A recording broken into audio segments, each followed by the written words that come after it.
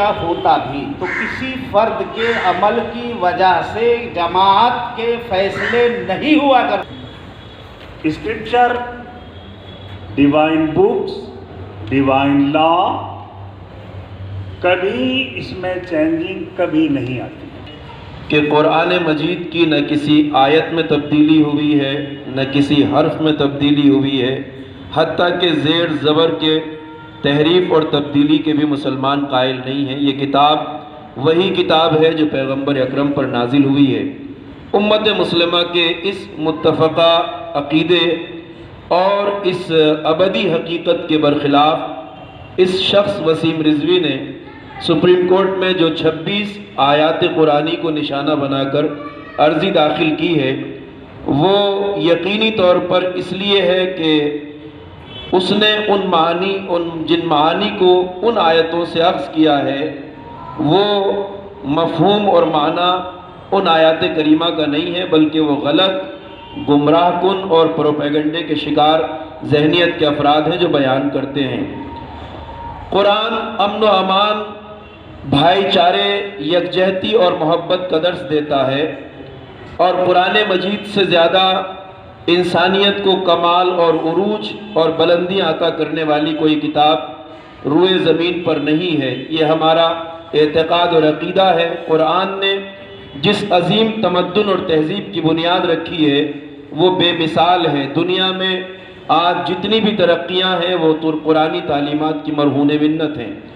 لہٰذا ہم آج یہاں جمع ہوئے ہیں اس شخص کے خلاف احتجاج کے لیے اور حکومت ہندوستان سے اس بات کا مطالبہ کرنے کے لیے کہ اس شخص کی جو حرکتیں منظر عام پر آتی رہی ہیں وہ انتہائی مشکوک ہیں، اور اس بات کا اندازہ لگایا جا سکتا ہے کہ یہ ملک دشمن عناصر کا اعلی کار ہے جس نے کئی بار ملک میں افراتفری، انتشار اور اختلاف کا ماحول پیدا کرنے کی کوشش کی ہے، لوگوں کو آپس میں لڑانے کا کام کیا ہے، خاص طور سے مسلمان فرقوں کے بیچ نفرت کو بڑھاوا دینے کی کوشش کی ہے۔ چونکہ قرآن اتحاد، بھائی چارے، محبت اور وحدت کا سبق سکھاتا ہے تمام انسانوں کو اور امت اسلام کو، لہٰذا جس طرح سے اس نے بیان دیا اس سے یہ بات واضح ہو گئی کہ در حقیقت اس کا مقصد جہاں قرآن کی توہین کر کے مسلمانوں کے جذبات کو ٹھیس پہنچانا تھا، تکلیف پہنچانا تھا، وہیں مسلمانوں کی صفوں میں انتشار اور اختلاف بھی پھیلانا تھا۔ جس طرح اس نے تاریخی حوالوں کو بیان کرتے ہوئے بات کہی تھی کہ اس قرآن میں کس دور میں بدلاؤ کیا گیا، اس سے اس کا مقصد ہماری صفوں میں انتشار، اختلاف اور نفرت کی آگ کو بھڑکانا تھا۔ مگر یہ معجزہ ہے قرآن مجید کا کہ ساری دنیا دیکھ رہی ہے کہ جو اس کا مقصد تھا اس کے برخلاف قرآن مجید کی اس توہین کے نتیجے میں تمام امت اسلام ایک دوسرے کے قریب آ گئی ہے، تمام مسلمان مسالک اور فرقے ایک دوسرے کے ساتھ کھڑے ہیں اور سب مل کر وسیم رضوی کو مورد لعنت قرار دیتے ہوئے اسلام سے خارج قرار دے رہے ہیں۔ یہ شخص تمام اسلامی مسالک کے نظریے کے اعتبار سے مرتد ہو چکا ہے، یعنی اسلام سے پھر چکا ہے، اور اب اس کا اسلام سے، شریعت اسلام سے کوئی تعلق باقی نہیں ہے۔ ضرورت نہیں پڑتی ہے کہ سب علماء کسی کو اسلام سے خارج کر دیں گے، اور کسی کے خارج کرنے سے کوئی ہوتا بھی نہیں۔ آدمی اپنے عمل سے اور اپنے یقین سے، اپنے عمل اور اپنے یقین سے آدمی اسلام میں داخل بھی ہو سکتا ہے اور خارج بھی ہو سکتا ہے۔ تو اس شخص نے جس طرح کا پچھلے کئی سالوں سے جو ایک پوری سیریز شروع کی ہوئی ہے، تو یہ اپنے عمل سے خود ہی اسلام سے خارج ہو گیا، کسی علماء کے کہنے سے اسلام سے خارج ہونے کی ضرورت ہی نہیں ہے، وہ تو خارج ہے پہلے سے، اور خارج کا جو ٹھکانہ ہے وہ جہنم رسید ہونا ہے۔ اس بیان کے بعد جب انہوں نے کورٹ میں دیا ہے، اپیل پی آئی ایل داخل کی، اس کے بعد بھی انہوں نے ایک میسج جاری کیا، اس میں کہا گیا کہ میں سوسائڈ کر لوں گا، مجھے کسی کی ضرورت نہیں ہے، 2-4 میرے دوست ہیں مجھے کندھے دے کے وہاں پہنچا دیں گے۔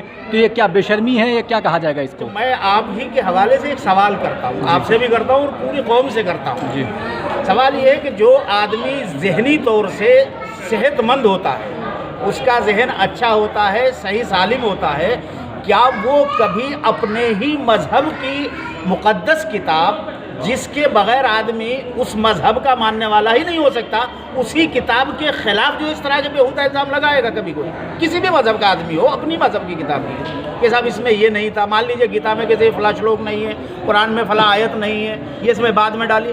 تو اگر آدمی کا ذہن صحیح ہے، اس کے خلل نہیں ہے اس کے دماغ میں، کبھی ایسی بیہودہ گفتگو نہیں کر سکتا. اور جس آدمی کے دماغ میں خلل آ گیا ہو، اب اس سے کچھ بھی تو ناممکن نہیں ہے نا، وہ تو کچھ بھی کہہ سکتا ہے. اس لیے اس پہ آپ کو، مجھے، کسی کو بھی حیران ہونے کی ضرورت نہیں ہے کہ وہ کل کیا بک رہا تھا، آج کیا بک رہا ہے، کل کو کیا بکے گا، بکنے دیجیے. آخر وہ کون لوگ ہیں جو ان سے ایسی باتیں بلوا رہے ہیں؟ وہ وہی لوگ ہیں جن لوگوں کو آپ بھی جانتے ہیں، میں بھی جانتا ہوں، اور ہماری آپ کی طرح کروڑوں لوگ جانتے ہیں کہ پہلے ان کو مٹھی بھر لوگ کہا جاتا تھا، اب وہ مٹھی بھر نہیں بلکہ اب وہ پنڈال بھر لوگ ہو گئے ہیں اس ملک میں، کہ وہ پورے ملک میں پنڈالوں میں بھرے پڑے ہوئے ہیں. اور وہی لوگ ہیں جو اس کو استعمال کر رہے ہیں، اور یہ ان کے استعمال میں آ کر کے جو ہے بک بک کیے جا رہا ہے. بکنے دیجیے. بکنے والوں سے کبھی جو ہے کوئی پل ٹوٹا نہیں کرتا، کوئی عمارت گرا نہیں کرتی، نہ گرے گی. اس بیچ بھارتیہ جنتا پارٹی کے پروکتا شاہنواز حسین نے کڑی آپتی ظاہر کی ہے. انہوں نے کہا ہے کہ ہم اس کو برداشت نہیں کریں گے. مجھے تو کیا یہ سرکاری بیان تھا، یہ ان کا اپنا نجی بیان مان سکتے ہیں آپ؟ میرے لیے وہ ایک بہت خوشگوار حیران کن بیان ہے شاہنواز حسین کا، کہ انہوں نے بی جے پی میں رہتے ہوئے اتنا اچھا بیان دیا ہے. اس کا مطلب یہ ہے کہ کہیں نہ کہیں بی جے پی والے بھی اس بات کو سمجھ رہے ہیں، یعنی جن لوگوں کی اس ملک میں اس وقت حکومت ہے، کہیں نہ کہیں وہ بھی اس بات کو سمجھتے ہیں کہ اگر اس آدمی کے ساتھ حکومت یا حکمراں طبقے کے لوگ کھڑے ہو گئے تو انہیں کہیں نہ کہیں نقصان پہنچنے والا ہے. اس لیے وہ اپنا دامن بچا رہے ہیں اس سے، اور الگ اپنے آپ کو برت کرنا چاہ رہے ہیں. اس لیے شاہنواز کا بیان آیا ہے.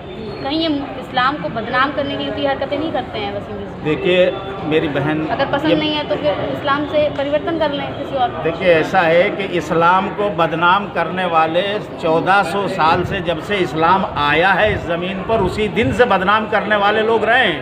قرآن میں ایک آیت ہے وَكَذَلِكَ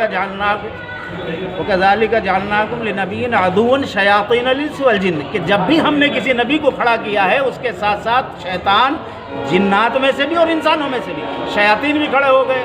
تو جس دن سے زمین پر اسلام آیا تھا اسی دن سے اسلام کے دشمن بھی کھڑے ہوئے ہیں، لیکن اسلام کا الحمدللہ ایک بال کے برابر کوئی نقصان نہ کر سکا، ایک بال باقا نہیں کر سکا اور نہ کر سکے گا. اللہ نے قرآن میں خود کہا ہے نا، اِنَّا نَحْنُ نَزَّلْنَا الذِّكْرَ وَإِنَّا لَهُ لَحَافِظُونَ، ہم ہی نے یہ قرآن نازل کیا ہے اور ہم ہی اس کی حفاظت کریں گے. اور جس کی حفاظت خود اللہ اپنے ذمہ لیتا ہو، ساری دنیا مل کر کے بھی اس کا کچھ نہیں بگاڑ سکتی. بس یہ آخری بات ہے اور یہی آخری پیغام ہے.